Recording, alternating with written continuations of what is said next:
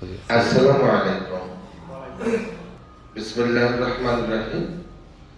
আমরা সুন্দর সময় এই পবিত্র রমজানে রহমতের সময় এখানে উপস্থিত হতে পেরেছি, এই জন্য একবার শুকরিয়া আদায় করে বলবো আলহামদুলিল্লাহ।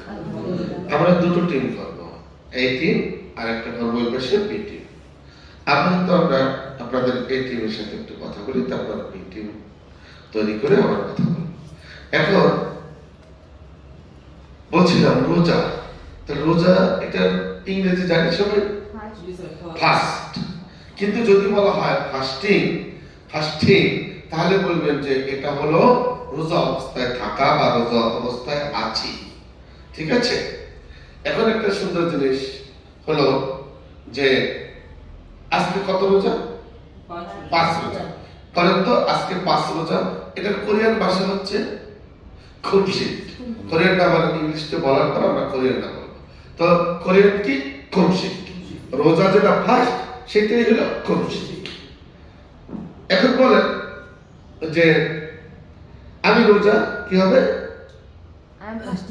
আম ফাস্টিং, আমি রোজা অবস্থায় আছি। আম ফাস্টিং, ফাস্টিং মানে রোজা না, রোজা অবস্থায় থাকা। আর ফাস্ট অর্থ রোজা।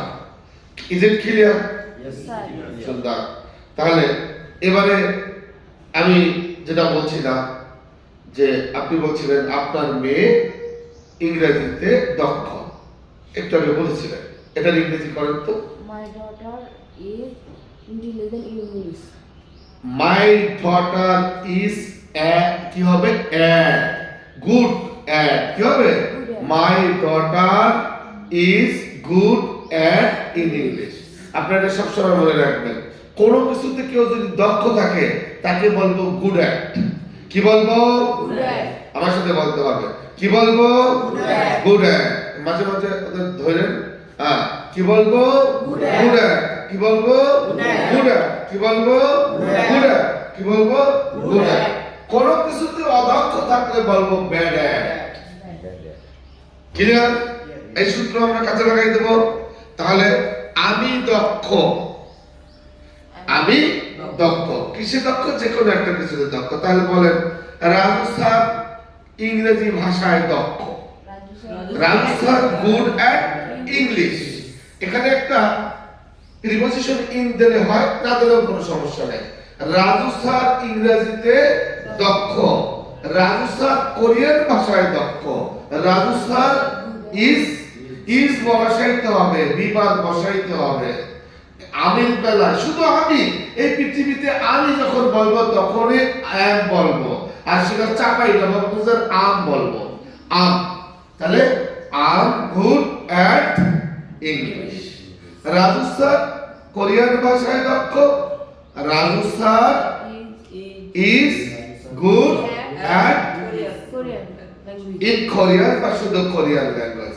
যদি দুইটা বলেন রাজু স্যার কোরিয়ান ভাষা ও ইংরেজি ভাষায় দক্ষ, তখন বলবেন রাজু স্যার আর দুইটা অ্যাড লাগাইছেন, অর লাগান নাই, কি বলবেন?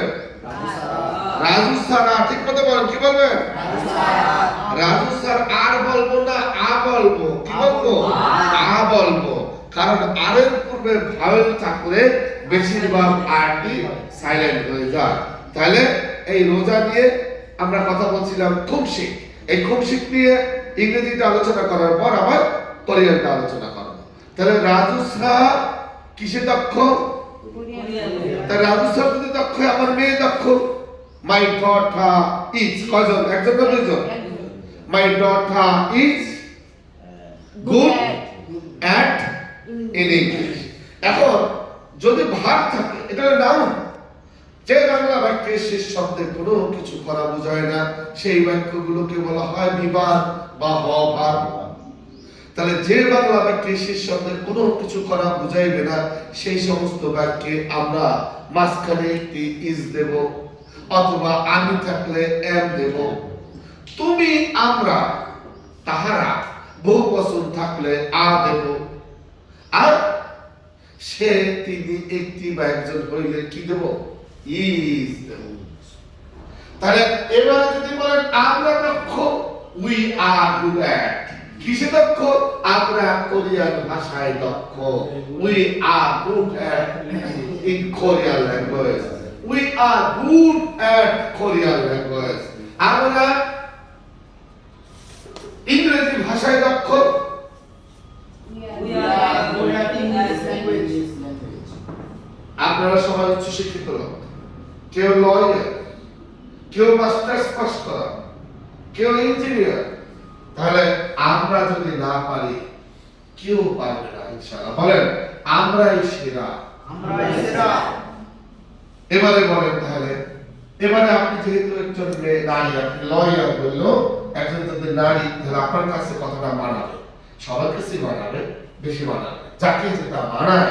বলেন আমি রান্নায় দক্ষ। এখন কি হবে? একজন আম আম বলেন আম। না, এখানে আর ইন হবে না।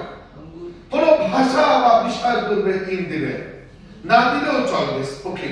কিন্তু যখন আপনি কোন ভার্ব করবেন, ভার্ব, আমি রান্নায় দক্ষ, রান্নাটা একটা ভার্ব না? আমি ইংরেজিতে দক্ষ, সেটা তো ভার্ব না, সেটা কিছু করা বোঝায় না। কিন্তু আপনি যখন রান্না বলছেন তখন কিছু করা বোঝাইছে, তখন ভার্বের সাথে একটি আইএনজি যোগ হবে। কি যোগ হবে? কার সাথে? তাহলে আম আম good at cooking. I'm good at cooking. R um good at cooking। এটা দক্ষ বলতে হবে, আমি দক্ষ। হ্যাঁ, আমি রান্নায় দক্ষ। মা রান্নায় দক্ষ। মাদা is good at cooking. তুমি রান্নায় দক্ষ। You are good at cooking. You are good at cooking. মনে রাখবেন যে বাংলা বাক্যে শেষ শব্দ যদি কিছু করা না বোঝায়, সেগুলো বিভাগ। সেখানে যেটা ভাগ নাই, সেখানে কি হবে না? আইএনজি যোগ হবে না। ঠিক আছে? আমি পড়ায় দক্ষ। আমি am am am am good at reading. Raju sir পড়ানে দক্ষ। টিস হবে, পড়ানো মানে টিস। তাহলে টিসের সাথে কি হবে? রাজু স্যার কয়জন? Raju sir is good at teaching in Korean language, in English language, any other language যা আছে বলতে পারেন। কিন্তু যদি আপনি একাধিক বলেন তাহলে ইজ বললে হবে না, তখন আ বসবে। ঠিক আছে? আমি লেখায় দক্ষ। Mister I'm good at writing. I'm good at writing. I'm good at writing. Good. একটি হাতে তালি ক্লাপ। খুব ভালো লাগছে আপনাদের এই টিমকে আপাতত পরে, একটু পরে আমরা তৈরি করব। আপনি আপনি আপনি বিটিভি আছেন, আপনি বলেন পারবো না। আমি আমি ইংরেজিতে দক্ষ, আপনি বলেন। আপনারা বলেন I am হ্যাঁ, good at English. I'm good at English. English. ওকে, এবার বলেন আমি কোরিয়ান ভাষায় দক্ষ। I am good at Korean I'm good language. at Korean language. এবারে আমরা আরেকটা জিনিস ছোট করে শিখাবো, ব্যাড অ্যাট। আমি দক্ষ আর ব্যাড অ্যাট আমি অদক্ষ। বলেন I'm good at। I am good at. আমি দক্ষ। আমি দক্ষ। I'm bad at। I am bad at. আমি অদক্ষ। আমি অদক্ষ। I'm good at। আমি দক্ষ। I'm bad at। আমি অদক্ষ। তাহলে অদক্ষে কি বলবো? Bad। তাহলে বলতে পারেন, আপনি বলছেন আমি রান্নায় দক্ষ। তাহলে এবারে বলেন আমি আমি একটা অদক্ষ যে কোনো একটা জিনিস পারি না, সেটা বলেন। I am good at। I am bad at। আপনি তো কুকিং এ দক্ষ। অদক্ষ। ওকে, তাহলে বলেন, আপনি বলেন আমি রান্নায় অদক্ষ। I'm cooking. এবারে বলেন আমি জাপানি ভাষায় অদক্ষ। Japanese language. Japanese language. I'm bad এবারে বলেন আমি কোরআন পড়ায় দক্ষ। I am good at Holy Quran. Reciting the Quran. I'm good at reciting the Quran. আমি হাঁটায় দক্ষ। I'm good at walking. I'm good at walking. নাকি? তাহলে আমরা কি জিনিসটা বুঝতে পেরেছি? তাহলে এখন সবাই বলেন আমরা রোজা রাখায় দক্ষ। কি হবে? I am good at fasting.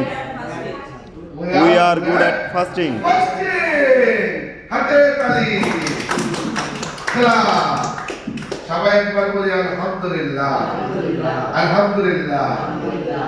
সবাইকে বলেন আসসালামু আলাইকুম। এবারে আমরা আলোচনা করব খুশি মানে রোজা। এবারে কোরিয়ান ভাষায় আলোচনা করব। এই কথাগুলো কোরিয়ান ভাষায় বলবো। ধন্যবাদ।